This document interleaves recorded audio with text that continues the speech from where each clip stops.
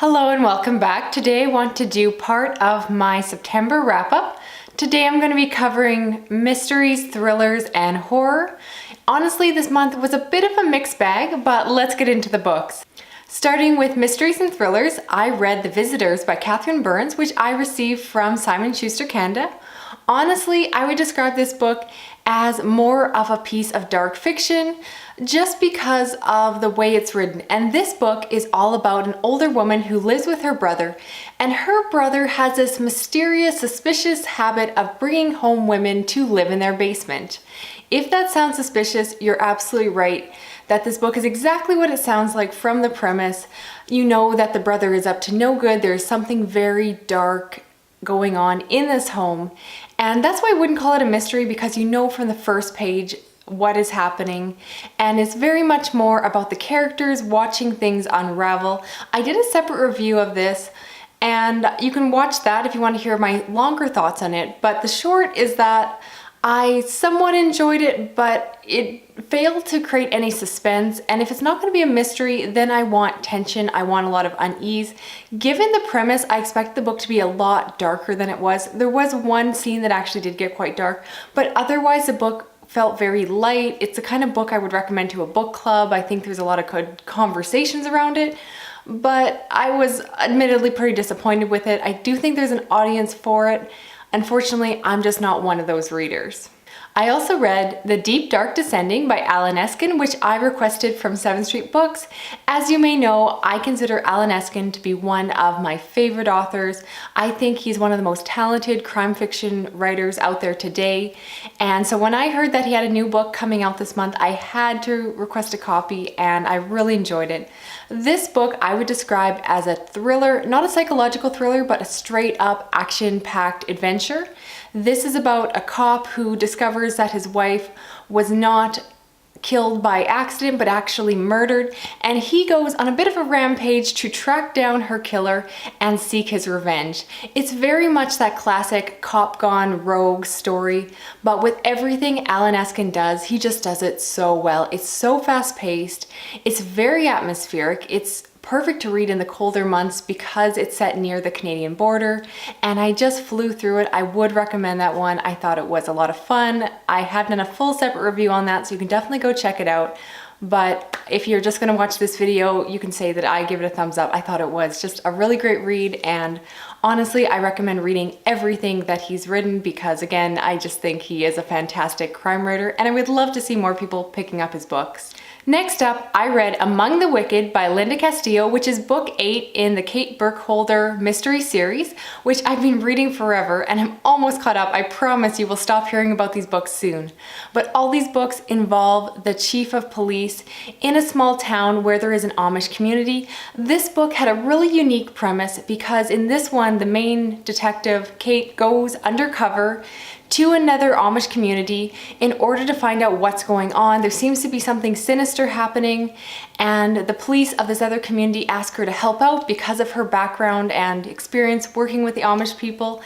And I just found it really entertaining. If you're someone who enjoys books about cops going undercover, I would say it's more of a suspense thriller than a mystery, again, just because you already know that something is wrong with this community.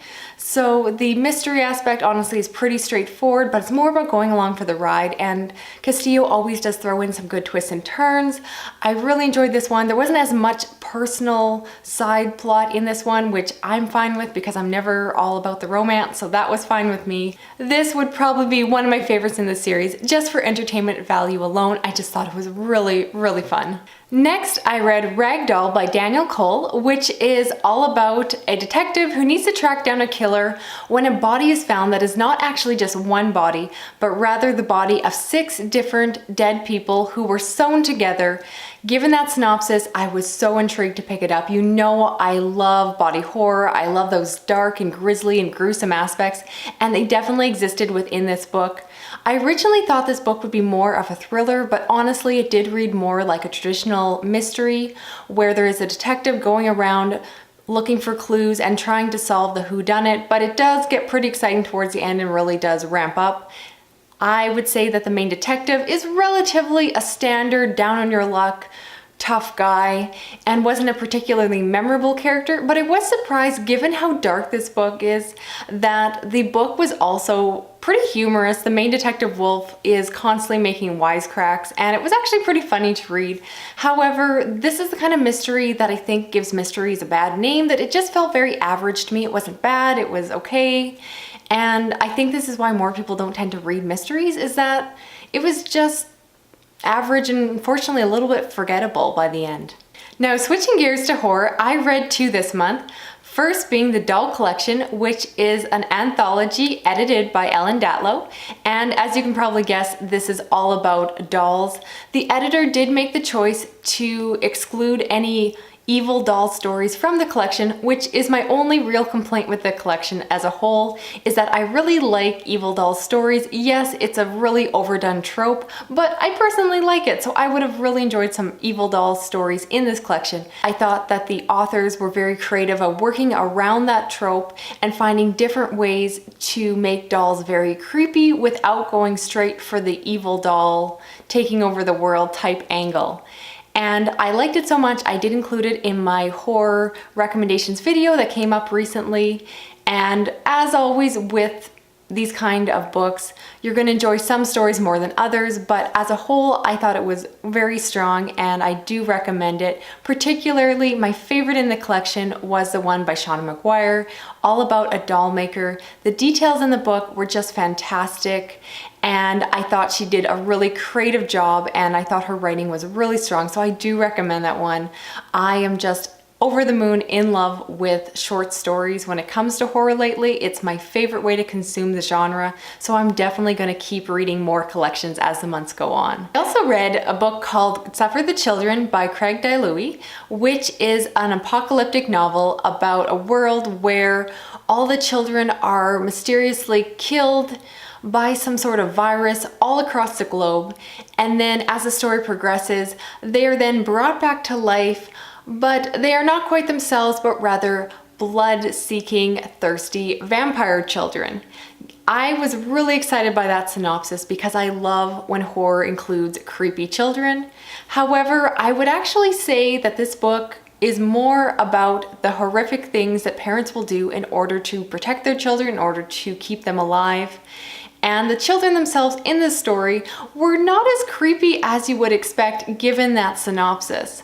It was an interesting book. I think it's going to appeal a lot more to parents than myself, just because I don't have kids, because a lot of the writing and dialogue in the book kept going back to the idea that no one can understand the pain of parents except for parents.